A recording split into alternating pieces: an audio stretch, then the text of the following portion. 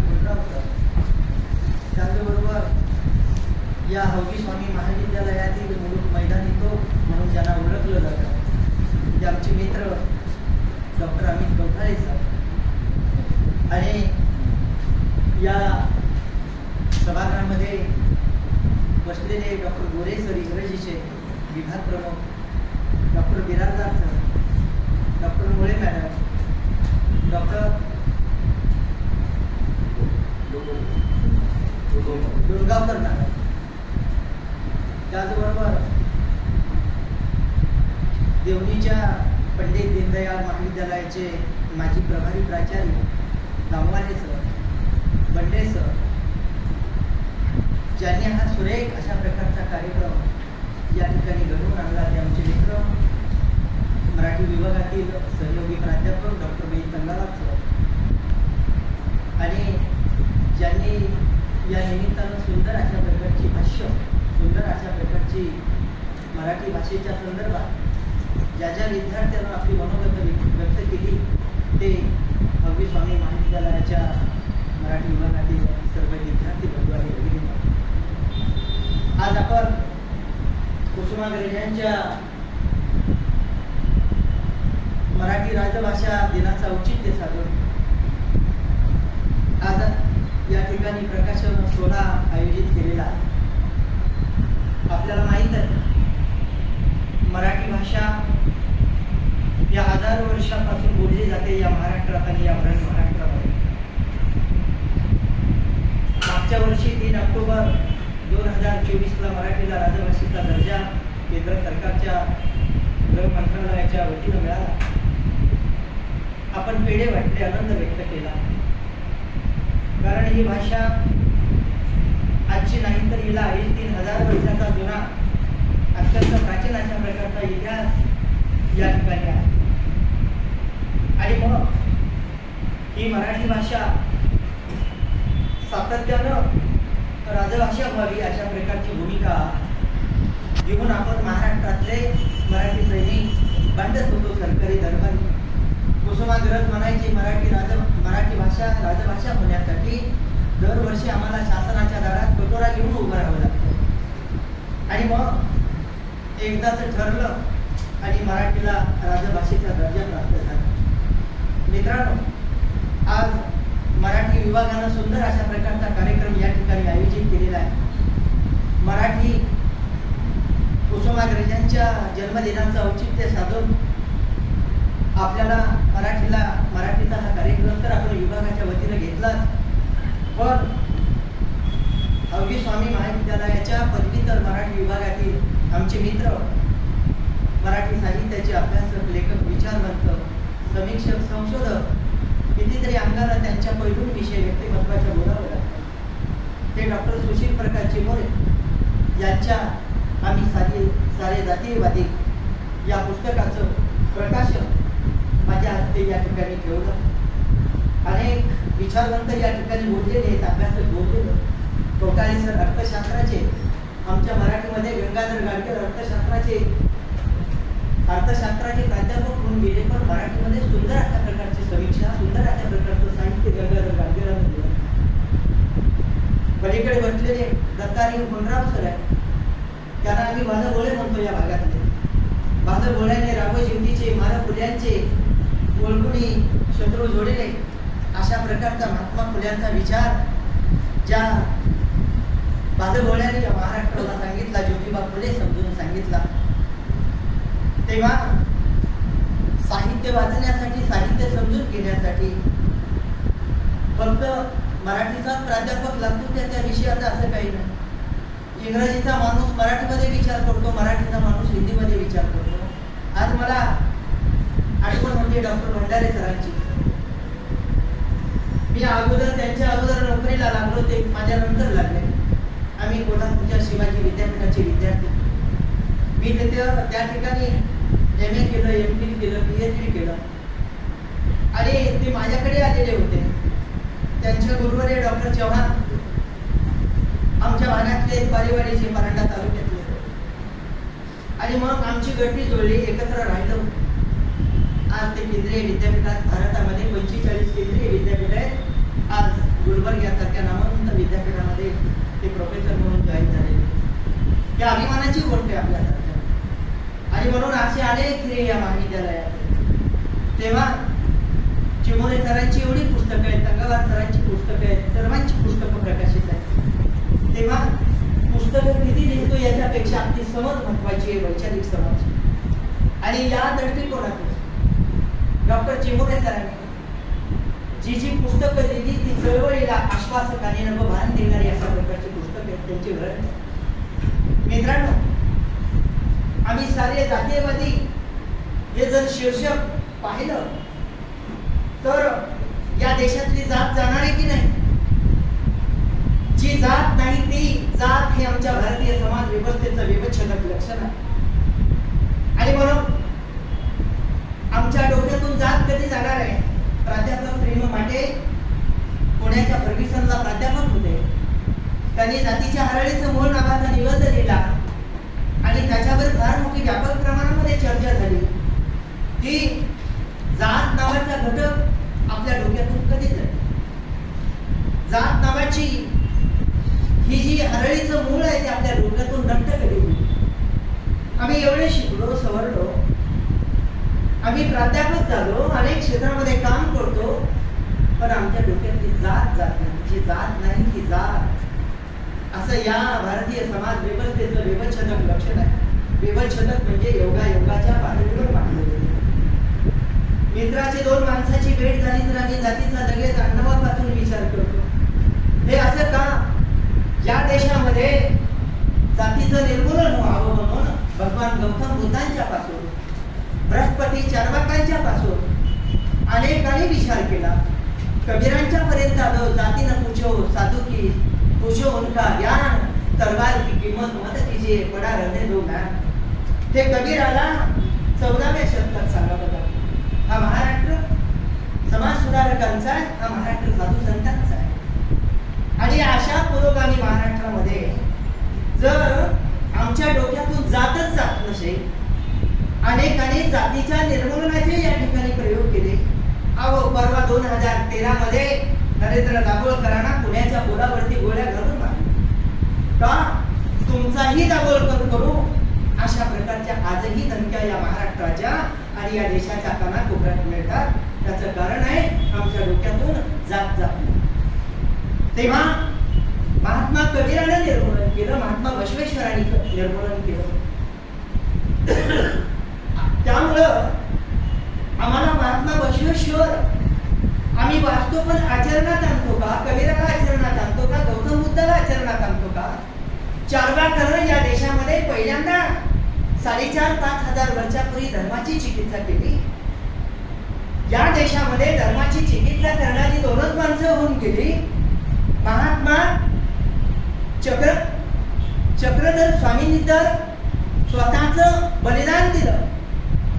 मित्रांनो, महात्मा बसवेश्वर असतील, चक्रधर स्वामी असतील, आस्तिक शिरोमणी चार्वाक असतील, आस्तिक शिरोमणी चार्वाकानं पहिल्यांदा धर्माची चिकित्सा केली आणि 19व्या शतकात महात्मा ज्योतिबा फुल्यांनी पुन्हा दुसऱ्यांदा धर्माची चिकित्सा केली. हे दोन प्रखर अशा प्रकारचे धर्मचिकित्सक या देशात होऊन गेले.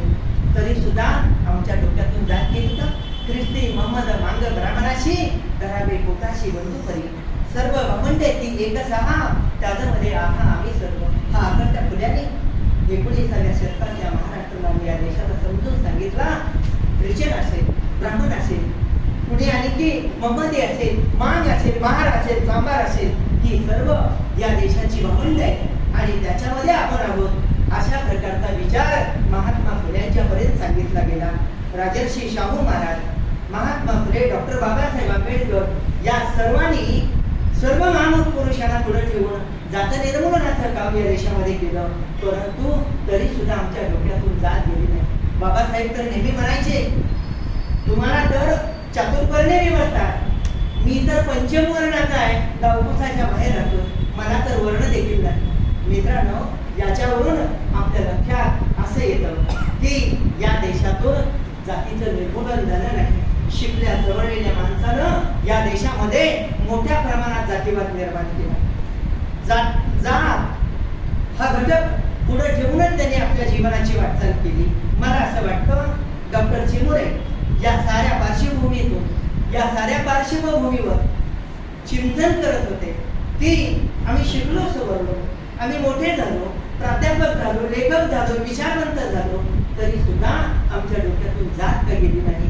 म्हणून मित्रांनो, महात्मा फुले, राजर्षी शाहू महाराज, डॉक्टर बाबासाहेब आंबेडकर या समाजाला पुढे घेऊन जाण्यासाठी 20व्या शतकामध्ये फार मोठे प्रयत्न केले, तरी सुद्धा आम्ही जाती निर्मूलनाच्या बाबतीमध्ये भूमिका घेऊ शकलो नाही. आणि तेव्हा महात्मा फुलेंना केंद्रस्थानी मानून ग्रामीण साहित्य निर्माण झालं. डॉक्टर बाबासाहेब आंबेडकरांना पुढे ठेवून दलित साहित्याची निर्मिती या देशामध्ये झाली. राजर्षी शाहू महाराजांना या देशातला परिवर्तनाचा विचार पुढे ठेवून आपलं काम कोल्हापूरच्या करवीर संस्थानामध्ये केलं. भारतामध्ये 565 संस्थानं होती. फक्त बडोद्याचं सयाजीराव गायकवाडांचं संस्थान आणि कोल्हापूरचं करवीरचं एका जिल्ह्यापुरतं संस्थान सोडलं तर सगळी संस्थानं आईशाराम, जैन याच्यामध्ये मशहूर झालेली होती. मित्रांनो, शिवाजी महाराजांना 18 पगड जातीच्या माणसाला घेऊन इथं स्वराज्य निर्माण केलं. 450 वर्षापूर्वी स्वराज्य हा शब्द आपल्या कानात जर तुम्ही घुमवला असेल तर तो छत्रपती शिवाजी महाराजांना घुमवला. आणि मग आम्ही जागे झालो, तरी सुद्धा आम्ही जातीच्या बंधनातून आणि जातीच्या शृंखलेतून बाहेर यायला तयार नाही. का असं का? तेव्हा या देशामध्ये 150 कोटी समाज असणाऱ्या या देशामध्ये अनेक जाती धर्माची माणसं राहतात. इथं ख्रिश्चन राहतो, इथं मुस्लिम राहतो, इथं शिखाई राहतो, इथं हिंदू राहतो, इथं बौद्ध राहतो, तरी सुद्धा आम्ही प्रार्थनेमध्ये म्हणतो भारत माझा देश आहे, सारे भारतीय माझे बांधव. बांधव बंधुत्वाची ही संकल्पना फक्त कागदावर उतरलेली आहे, अजूनही आमच्या डोक्यातून गेलेली नाही. आणि म्हणून या पार्श्वभूमीवर आपल्याला डॉक्टर चिमुरे यांच्या आम्ही सारे जातीयवादी या पुस्तकांचा विचार या ठिकाणी करावा लागतो. मित्रांनो, फुले शाहू आंबेडकरांना पुढे ठेवून अनेक चळवळी निर्माण झाल्या या देशात. या देशामध्ये ग्रामीण साहित्याची चळवळ निर्माण झाली. या देशामध्ये दलित साहित्य, आदिवासी, जनवादी अनेक साहित्य प्रभांचा जन्म झाला. मित्रांनो, हे सारं आपल्या पुढे ठेवत असताना नुसतं आपल्याला आम्ही सारे जातीयवादी या डॉक्टर चिमुरे यांच्या पुस्तकावर बोलून चालत नाही, तर या जातीयवादाच्या घटकाला 1000 वर्षाची पार्श्वभूमी या देशामध्ये. अरे, ज्या ठिकाणी ज्ञानेश्वरांचा गळा लागला, ज्या ठिकाणी तुकोबांचा खून केला, ज्या ठिकाणी महात्मा बसवांना, ज्या ठिकाणी क्रांतिकारी नेतृत्वाला या ठिकाणी संपवलं गेलं, ज्या ठिकाणी चक्रधर स्वामींचा गळा दाबून संपवलं गेलं, ते मराठी भाषेतलं पहिलं विद्यापीठ आहे. आणि एवढी मोठी माणसं जर या ठिकाणी होऊन गेली, तुकोबांचे तुकडे तुकडे करून इंद्रायणी टाकले गेले. आणि म्हणून आम्हा घरी धन शब्दांची प्रज्ञे, शब्दांची शस्त्रे यत्ने करू असं म्हणणारा तुकोबा या मातीत जन्माला आला. म्हणून डॉक्टर चिमुरे सारखे लेखक, विचारवंत कविता लिहू शकले. सहजासहजी शब्दाचं धन सापडतं का? हा, नाही सापडत. आम्हा घरी धन शब्दांची प्रज्ञे, शब्दांची शस्त्रे यत्ने करू. शब्द हेची आमच्या जीवाचे जीवन, शब्दे वाटू धन जन लोका. तुका म्हणे पहा, शब्देचे हा देव, शब्दाची पूजा गौरव करू. मी शब्दांची पूजा करतो, मी शब्दांची आरती गातो असं म्हणणारा तुकोबा या देशात 400 वर्षापूर्वी या महाराष्ट्राच्या मातीत जन्माला आला. म्हणून डॉक्टर चिमुरे सारखे अनेक लेखक महाराष्ट्राच्या आणि देशाच्या कानाकोपऱ्यात निर्माण झाले. तेव्हा ही परंपरा पाहत असताना, हा विचार पाहत असताना मित्रांनो, आपल्याला आम्ही सारे जातीयवादी या कविता संग्रहाचा विचार करत असताना 1960 नंतर उदयाला आलेली वेदना, विद्रोह आणि नकाराची साहित्य चळवळ या महाराष्ट्रामध्ये रुजली. आणि म्हणून जिने डॉक्टर बाबासाहेब आंबेडकरांच्या विचारातून प्रेरणा घेऊन पारंपरिक साहित्य निकष नाकारले. का नाकारले? आता मला वेदना होतीये, आता मला विद्रोह करायचा, आता मला या व्यवस्थेला नकार द्यायचा आहे. आणि वेदना, विद्रोह आणि नकार या त्रिसूत्रीतून अनेक साहित्यिक, अनेक लेखक घडले. मित्रांनो, ही परंपरा पाहत असताना नामदेव ढसाळासारखा, अर्जुन डांगळे, मित्रांनो जबी पवार, दया पवार असे अनेक लेखक, अनेक कवी निर्माण झाले. तरी साहित्याचं वैशिष्ट्य म्हणजे तरी साहित्य आपल्याला प्रकर्षातून कवितेतून अत्यंत प्रवाही झालेलं दिसतं. तेव्हा हे साहित्य तपासत असताना मित्रांनो यासारख्या कवीला जात अन्याय आणि सामाजिक विषमतेवर प्रखर भाष्य केलं. मला वाटतं डॉक्टर चिमुरे यांची कविता या संघाने पुढे जाते. हाच वारसा फुले शाहू आंबेडकरांचा वारसा चांगलं पुढे जाते. या काव्य संग्रहामध्ये 71 कविता आहेत. साऱ्या अंगाला ही कविता जाऊन मिळते. साऱ्या अंगाचा विचार ही कविता या ठिकाणी करते. तेव्हा विद्रोह आणि चीड या कवितेमध्ये आलेली आहे. सामाजिक अन्याय विरुद्ध संताप या कवितेमध्ये आलेला आहे. तेव्हा वेदना आत्मसन्मान, आम्हाला जी वेदना होतीये आम्हाला आत्मसन्मान मिळाला पाहिजे. या आत्मसन्मानाच्या भावनेतून उपेक्षित जीवनाचं चित्रण आणि मानवी हक्काची मागणी या कवितेने केलेली आहे असं मला वाटतं. आंबेडकरी विचारानं काय शिकवलं आम्हाला? स्वातंत्र्य, समता, बंधुता, न्याय हे सगळं शिकवलं.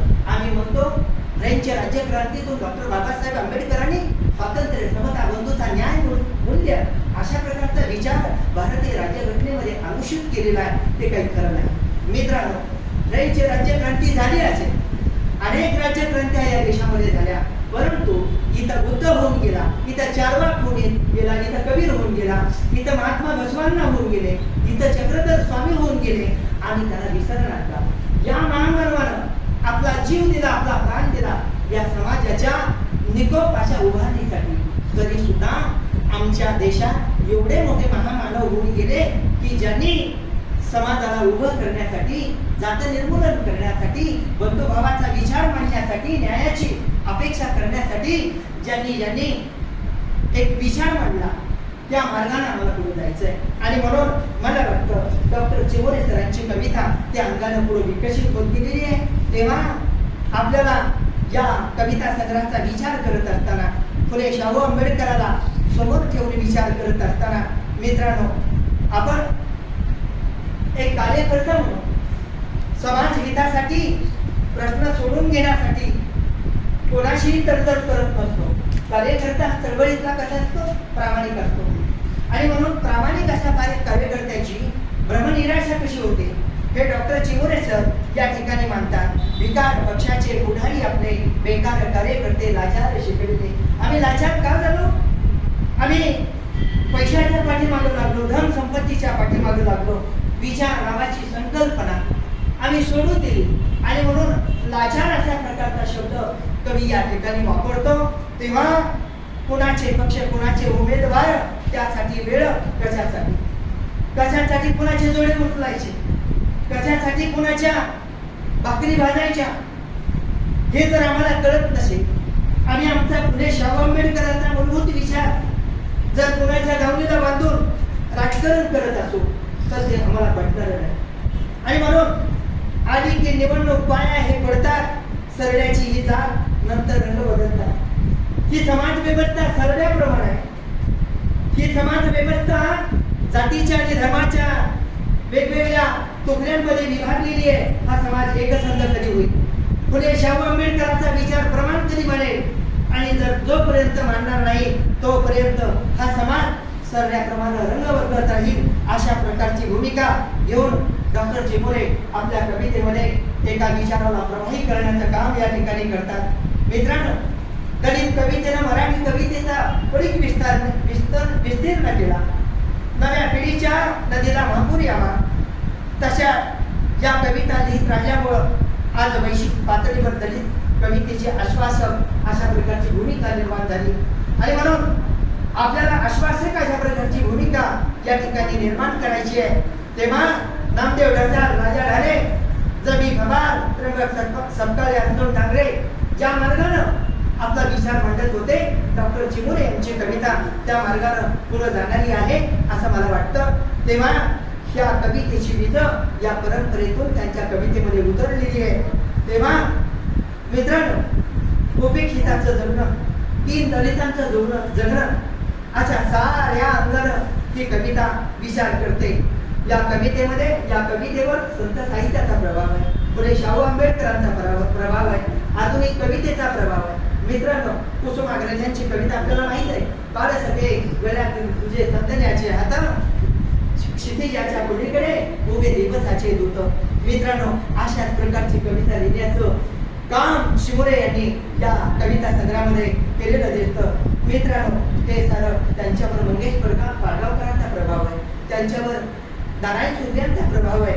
मित्रांनो, अशा अनेक कवींची आपल्याला नावं घेता येतात. कारण त्यांनी UG आणि PG ला शिकवत असताना सिलेबस चांगल्या पद्धतीनं वाचलेले, चांगल्या पद्धतीनं शिकवलेले आणि या साऱ्या विषयाचं सार आणि अर्थ त्यांच्या कवितांमधून उतरलेले असा त्यांचा कविता संग्रह मी रात्री वाचत असताना मला प्रत्येक शब्दामध्ये ठाई हा गुण मला जाणवत होता. मित्रांनो, ताकदना पाऊल पुढे कालचा थोडा विचार कर, ज्यांच्या खांद्यावर ठेवलीस मान त्यावर पुन्हा विश्वास कर. मित्रांनो, हे विश्वासाचं जग संपत चाललेलं आहे ही खंत कवीच्या मनामध्ये आपल्याला प्रकर्षाने दिसते. मित्रांनो, वृक्ष भीम या संग्रहात नाविन्यपूर्ण प्रतिमा येतात. प्रतिमा कवीची ती कवितेची जी भाषा शैली आहे, शब्दकला अत्यंत सुंदरपणाने मांडलेली आहे. प्रत्येक कविता वाचत असताना ती साधी सोपी तुकोबांच्या भाषेत लिहिलेली कविता. तुकोबांचा प्रचंड प्रभाव आहे त्यांच्यावर. कुठेही एकही शब्द अडचणीचा वाटत नाही. साधी सोपी प्रतिमा सांगायचं आगा केवढा जगा पुष्कळ अगदी पुष्कळ तू पुष्पुष पुष्कळ नाही. जशी कुशीरेग्यानं कविता लिहिली मराठी साहित्याला, त्याप्रमाणे पुष्कळ अगदी पुष्कळ तू पुष्पुष पुष्कळ नाही. मित्रांनो, एखादी प्रतिमा आपल्या पुढे ठेवत असताना, वाचकाच्या पुढे ठेवत असताना कविवर्य त्या प्रतिमेला फुलवण्याचं काम करतो, त्या प्रतिमेला त्या प्रतिकांना फुलवण्याचं काम करतो. हे सारे संदर्भ त्या कवितेमध्ये येतात. मित्रांनो, वाईट गोष्टीचा त्यांची कविता नेहमीच निषेध करत आली. अन्यायाच्या अत्याचाराचा निषेध करणं हे या काव्यसंग्रहाचं वैशिष्ट्य. महत्वाचा विषय आपल्याला सांगता येतो. मित्रांनो, डॉक्टर चिमोरे हे चिंतनशील भाष्यकार, कारण चिंतनाच्या खोल डोहात गेल्याशिवाय चांगली कविता लिहिता येत नाही, चांगली कथा, चांगली कादंबरी, चांगलं नाटक लिहिता येत नाही. विवा शिरवाडकरांचं नाटक आपण जर पाहिलं, कोणतं नटसम्राट हे चिंतनाच्या खोल डोहातून आलेलं आहे. घर देता का घर या दुकानाला उगी आलेलं, कारण त्याच्या पाठीमागं दुःखाची पार्श्वभूमी आहे, अनंत अशा यातना आहे, त्याच्या मागं दुःखाच्या कला आहे. आणि हे सगळं या कवितेमध्ये मला आलेलं दिसतं. दलाल नावाचे संदर्भ या कवितेमध्ये येतात. दलाल लोकांची नेहमी फसवणूक करतो. आपल्याला दलाल नकोय, आम्हाला प्रामाणिक माणूस पाहिजे चळवळीसाठी. अशा प्रकारची भूमिका घेऊन चिंतनाचे कठोर मांडणीतले कौशल्य वाचकांच्या पुढं हा कवी या ठिकाणी ठेवताना दिसतो. मित्रांनो, कोणत्याही पिढीतील द्रष्टा कवी हा प्रबोधन करता असतो. कवी हा कसा असतो? प्रबोधन करता असतो. प्रबोधनाचा वाटाडे असतो आणि त्याला प्रबोधन करत करत या समाजाला पुढे घेऊन जायचं असतं. आणि हा विचार, माझा शब्द या दीर्घरचनेतून एक प्रकारचं तत्वज्ञान, एक प्रकारची फिलॉसॉफी या ठिकाणी उतरलेली दिसते. शांतीदूत महात्मा गौतम बुद्धांवर त्यांनी लिहिलं, येशू ख्रिस्तांवर लिहिलं, महात्मा बसवेश्वरांवर लिहिलं, मुलांवर, शाहू महाराजांवर. हे सारे चळवळीचे संदर्भ त्यांच्या कवितेचा एक भाग करून जातो. म्हणून करायला या अभंगवजा रचनेतून 20 ओळीमध्ये एक नवा आशय त्यांनी या ठिकाणी गुंफलेला आपल्याला दिसतो. हे सारे संदर्भ जर पाहिले तर मला वाटतं या कवितेला एक संदर्भ आहे, या कवितेला एक पूरक अशा प्रकारची दिशा आहे. आणि जातीनिष्ठ भूमिकेच्या प्रवृत्तीचं त्यांनी नेहमी काय केलेलं, वस्त्रहरण या काव्यसंग्रहात केलेलं दिसतं. प्रेम कवितेतून सामाजिक दंभांवर त्यांनी कठोर असे प्रहार केले.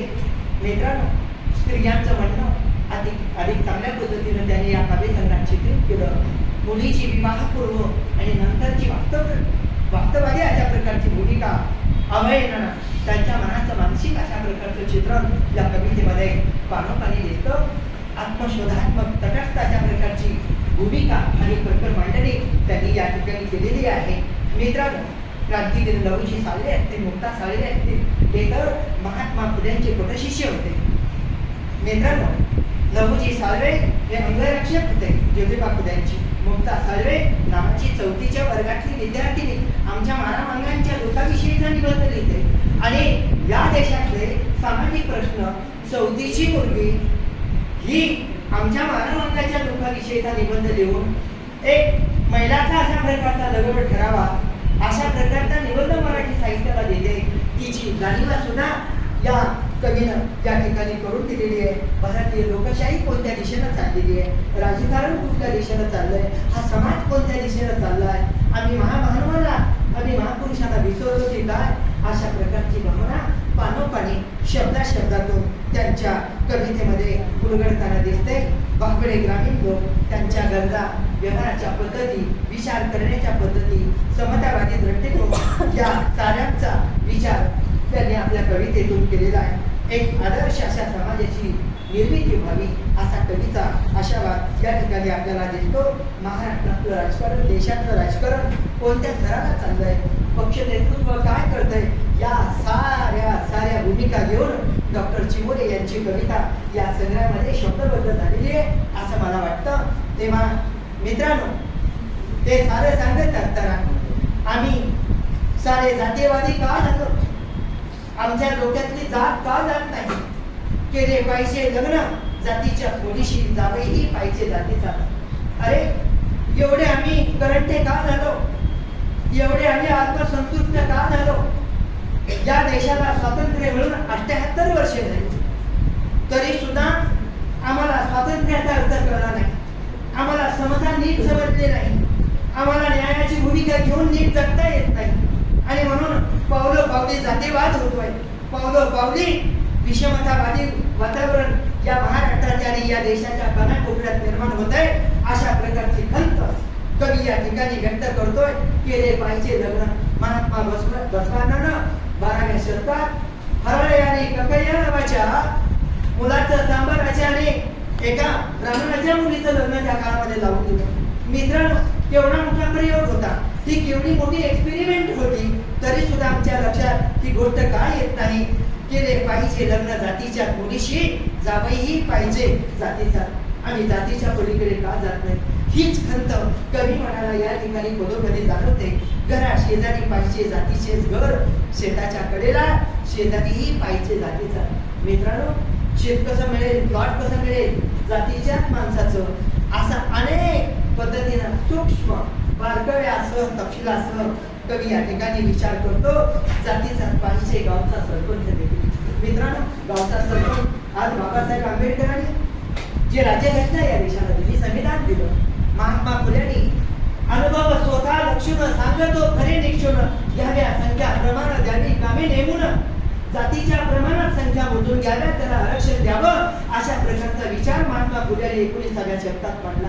राजर्षी शाहू महाराजांनी 1902 मध्ये एलिझाबेथ राणीच्या वाढदिवसाच्या निमित्तानं आरक्षणाचा विचार करवीर संस्थानामध्ये डिक्लेअर केला आणि 50% आरक्षण तिथल्या मागामागांना बहुजन समाजाला जाहीर केलं. आणि बाबासाहेब आंबेडकरांना प्रत्यक्ष घटनेमध्ये 26 जानेवारी 1950 रोजी जी घटना अस्तित्वात आली, त्या घटनेमध्ये अशा प्रकारचा आरक्षणाचा 50% आरक्षणाचा विचार कायद्याच्या चौकटीमध्ये मांडला. मित्रांनो, आज एवढं सारं आपल्या पुढे असताना, कायद्याची चौकट असताना, संविधान असताना, कायदा असताना, तरी सुद्धा आमच्या डोक्यातून जात जात नाही, कायद्याची भीती राहिली का नाही या देशात. मित्रांनो, आई बहिणीवर दिवसा डोळ्या अत्याचार होत आहेत. आणि मित्रांनो, राज्याच्या पाटलाचं उदाहरण माहित आहे. छत्रपती शिवाजी महाराजांच्या जातीचा होता. शिवाजी महाराज कुठल्याही जातीचे नव्हते, धर्माचे नव्हते. राज्याच्या पाटलाला बोलावून घेतलं. अरे तरण्या त्या मुलीवर तो अन्याय अत्याचार करतोय का बलात्कार करतोय, आदेश दिला आणि दरबारात बोलावून घेतलं आणि सांगितलं याचे हातपाय तोडा, डोळे काढा, याच्या शरीराचा चौरण करून टाका. मित्रांनो, अशा प्रकारे 18 पगड जातीचं राज्य निर्माण करणारा या महाराष्ट्रातला, या देशातला, या जगातला आदर्श राजा म्हणून आपल्याला छत्रपतीकडे पाहिलं पाहिजे. एवढ्या मोठ्या प्रतिमा, एवढी मोठी प्रतीक, एवढे मोठे महापुरुष आपल्या पुढे असताना डॉक्टर चिमोरे यांना एकच म्हणता येईल की जात निर्मूलन का होत नाही, हा समाज जातीच्या पलीकडे जाऊन का पाहत नाही. आणि म्हणून हे सारे संदर्भ तपासत असताना या भव्य संग्रहातले मित्रांनो, केले पाहिजे मतदान जातीच्या उमेदवाराला, चौक पुतळे पाहिजे महापुरुषांच्या जातीचे. मित्रांनो, कशाला चौक आणि पुतळे महापुरुषाचे पाहिजे? कुसुमाग्रजानं तेच सांगितलं ना पुतळे नावाच्या कवितेतून. शिवाजी महाराजांचा पुतळा, शाहू महाराजांचा, आंबेडकरांचा, प्रत्येक जातीचा माणूस उभारतोय. तेव्हा महात्मा गांधी सारखा माणूस म्हणतो मी तर बनी आहे, माझे पुतळे कोण उभारण्यात, माझे पुतळे सरकारी कार्यालयाच्या भिंतीवर माझे फोटो आहे, असं मग महात्मा गांधी सारख्या राष्ट्रपित्यांना म्हणावे लागतं. मित्रांनो, एवढे महापुरुष एवढे सगळे होऊन गेलेले असताना सुद्धा जातीच्या गटारात सरके फिरके वळवळ करत आहेत. नालायक गार असे ना जयघोष आपल्याचाच करीत आहेत. स्वतःच्या स्वार्थासाठी दलाल सौदा जातीचाच करीत आहेत. पाठिंबा जातीचा जाहीर पक्षाला करीत आहेत. काळ बदलला तरी दुर्चेगिरी आणि लाल घोटेपणा चालू आहे. जरा समाज तेव्हा चुकून चालला आहे.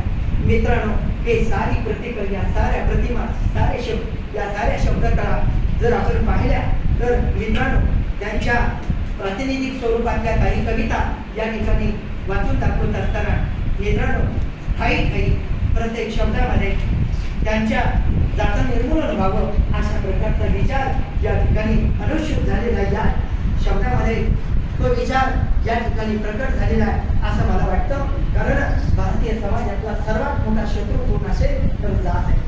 आणि म्हणून जी जात नाही ती जात आहे. या जातीच्या दुष्टचक्राला आपण कंटाळलो.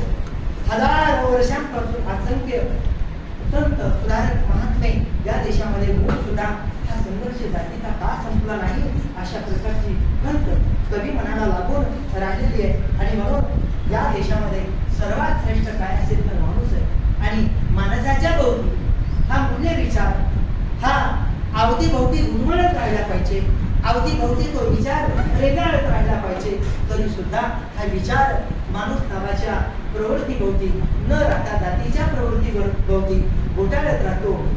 आणि याची कवीला या ठिकाणी दिसते.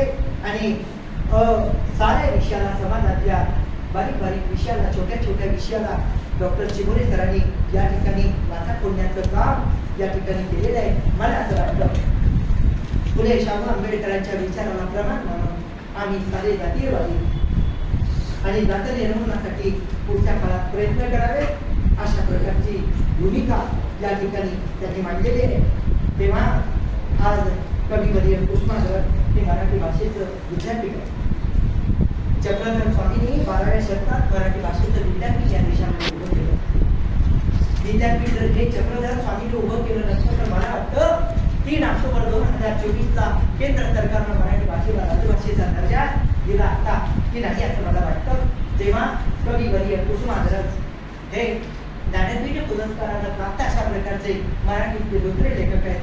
विसर खांडेकर, त्याचबरोबर कुसुमाग्रज, विंदा करंदीकर आणि बालचंद्र नेमाड यांना हिंदू जगण्याची समृद्ध आलेली या कादंबरीला 4थं ज्ञानपीठ मिळालं.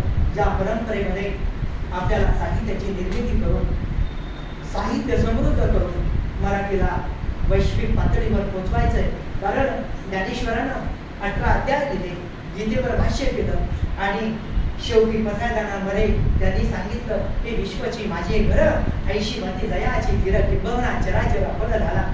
तेव्हा आपल्याला विश्वबंधुत्वाचा विचार आपल्याला समाजाला आपल्याला द्यायचा आहे. महात्मा फुले देखील सार्वजनिक सत्यधर्म नावाच्या पुस्तकात सांगतात कुणी ख्रिस्ती व्हावं, कुणी मोहम्मदी व्हावं, कुणी हिंदू व्हावं, कुणी आणखी काय काय बनावं आणि एकाच घरामध्ये सुख आणि समाधानानं आपण राहावं अशा प्रकारचा जात निर्मूलनाचा विचार जेव्हा आपण करू तेव्हा खऱ्या अर्थानं हा सशक्त भारत हा सशक्त भारत हा समाजामध्ये उभा राहील.